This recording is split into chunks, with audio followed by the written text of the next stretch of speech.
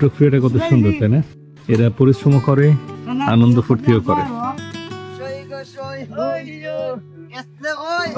এরা এদের আঞ্চলিক ভাষায় কিছু ছন্দ কবিতা বলতে থাকে। কি নির্দ্বিধায়, দেখুন কি সাহসিকতায় বরফ ঠান্ডা পানিতে নেমে পড়ে এরা।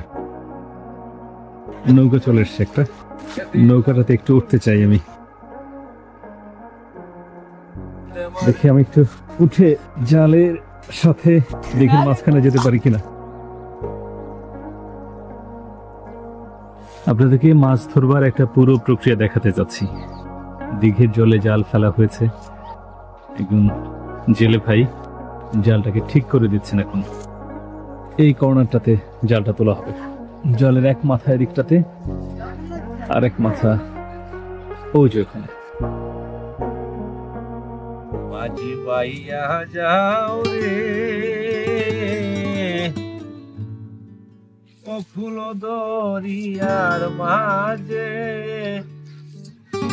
আমার বাংলা ঠায় রে মাঝি পাইয়া যাও। মন হারিয়ে যায় এমন সুর শুনলে, বেশ লাগছে। দিঘির মাঝে শীতের মাঝ সকালে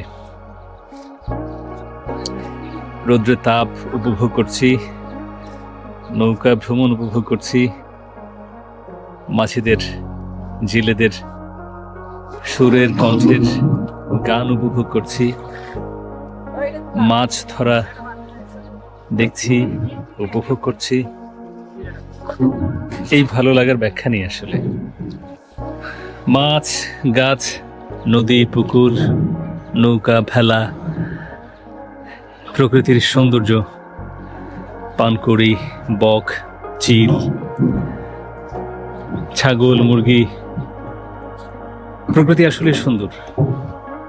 যখন আপনি প্রকৃতির সান্নিধ্যে আসবেন, প্রকৃতির মধ্যে নিজেকে উজাড় করবেন, নিজেকে মেলে ধরবেন, দেখবেন জীবন আসলে কতটা সুন্দর। নৌকারে মাঝি মধ্যে মধ্যে গুড়া,